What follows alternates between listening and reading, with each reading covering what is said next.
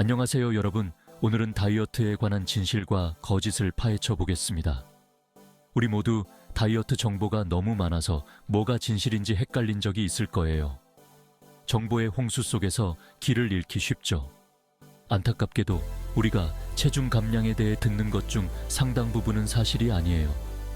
잘못된 정보는 우리를 혼란스럽게 만듭니다. 이러한 속설들은 답답할 뿐만 아니라 심지어 해로울 수도 있죠. 건강을 해칠 위험도 있습니다. 오늘 제가 여러분들을 위해 잘못된 정보들을 바로잡고 건강한 체중 감량을 위한 진짜 팁들을 알려드리려고 해요. 신뢰할 수 있는 정보를 제공하겠습니다. 이제 말도 안 되는 유행 다이어트는 그만두고 정말 효과가 있는 것에 집중할 때입니다. 현실적인 접근이 필요합니다. 가장 흔한 다이어트 속설들을 하나씩 파헤쳐보고 과학적으로 어떤 근거가 있는지 알아보도록 하겠습니다. 진실을 밝혀봅시다. 음식과 운동에 대한 균형 잡힌 접근 방식을 받아들일 준비 되셨나요? 같이 시작해봅시다. 건강한 생활을 시작해요. 기억하세요. 지속 가능한 체중 감량은 단거리 달리기가 아니라 마라톤과 같습니다. 꾸준함이 중요합니다. 생활 습관을 조금씩 관리 가능한 수준으로 바꿔나가는 것이 중요합니다. 작은 변화가 큰 차이를 만듭니다. 이제 더 이상 극단적인 다이어트나 말도 안 되는 제한은 없애세요. 건강한 방법을 선택하세요.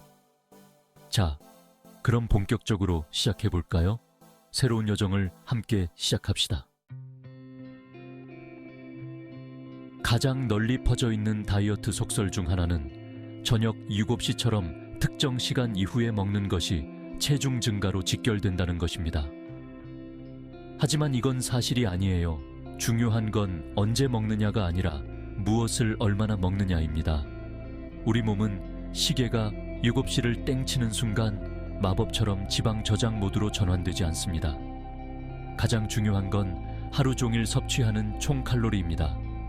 그러니 저녁 식사 후에 배가 고프다면 굳이 참지 마세요. 현명한 선택을 하면 됩니다. 견과류 한 줌이나 베리류를 곁들인 그릭 요거트처럼 단백질과 섬유질이 풍부한 간단한 간식을 선택하세요. 시간에 상관없이 배가 고플 때 몸의 소리에 귀를 기울이고 드세요. 탄수화물. 얼마나 많은 사람들이 탄수화물을 악마처럼 여기는지 몰라요.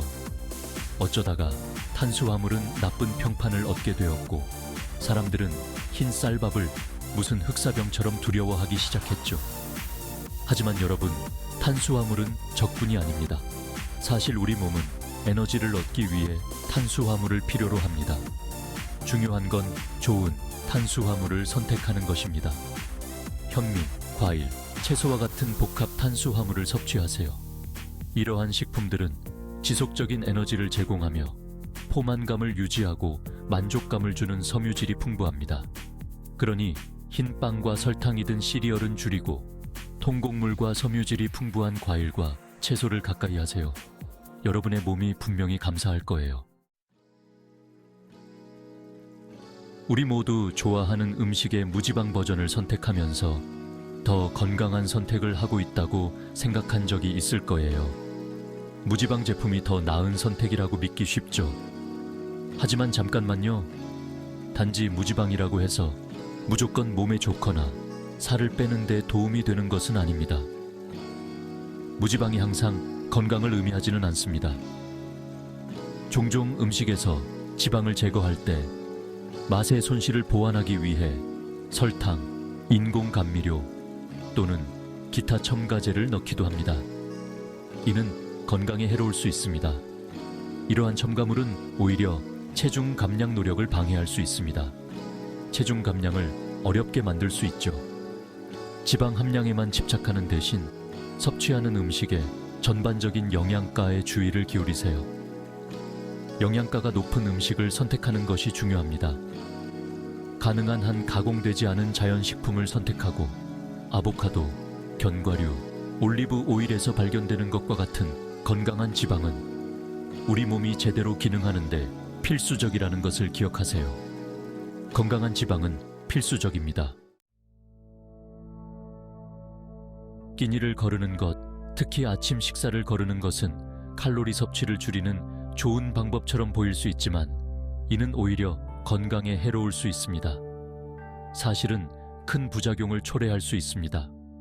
끼니를 거르면 몸이 제대로 기능하지 못하게 됩니다. 끼니를 거르면 우리 몸은 기아 모드에 돌입하여 신진대사를 늦추고 체중 감량을 더 어렵게 만듭니다. 에너지가 부족해지면 피로감이 더 심해질 수 있습니다. 게다가 끼니를 거르면 나중에 과식하게 되는 경우가 많습니다. 이는 건강에 좋지 않은 음식을 더 많이 섭취하게 만듭니다. 너무 배가 고파서 피자 한 판을 다 먹을 수 있을 것 같은 그런 느낌 아시죠? 이는 체중 증가로 이어질 수 있습니다. 네, 그게 바로 여러분의 몸이 당장 밥을 달라 라고 말하는 방식입니다. 이는 건강에 해로운 신호입니다. 하루 종일 규칙적이고 균형 잡힌 식사를 하면 혈당 수치를 안정적으로 유지하고 극심한 허기를 예방하며 건강한 신진대사를 지원합니다. 이는 전반적인 건강을 증진시킵니다. 그러니 아침 식사 시간을 따로 마련하고 점심도 거르지 말고 하루 종일 꾸준히 몸에 연료를 공급하세요. 이는 여러분의 건강을 지키는 중요한 방법입니다. 솔직히 말해서 너무 좋아 보이는 다이어트 방법이 있다면 그건 아마도 사실이 아닐 가능성이 높습니다.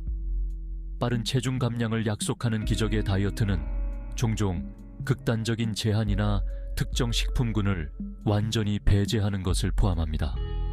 이러한 다이어트는 지속 가능하지 않으며 실제로는 이전보다 해가 더 클 수 있습니다.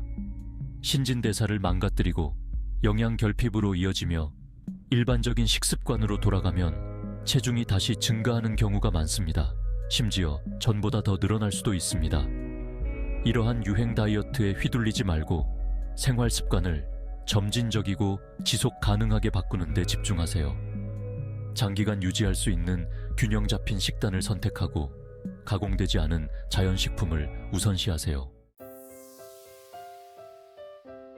특정 부위의 살을 빼는 데 집중할 수 있다면 얼마나 좋을까요? 안타깝게도 부분 감량은 불가능합니다.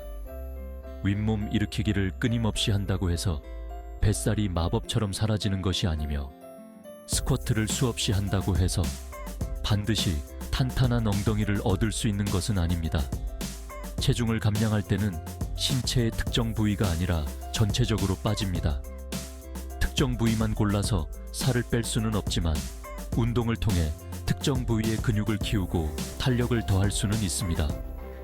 건강한 식단과 함께 근력 운동을 병행하면 더욱 탄탄하고 균형 잡힌 몸매를 가꾸는 데 도움이 됩니다. 단백질은 체중 감량에 있어서 매우 중요한 영양소입니다. 포만감을 오래 유지하고 신진대사를 촉진하며 근육량을 유지하는 데 도움이 됩니다. 매 식사와 간식에 단백질 공급원을 포함하세요.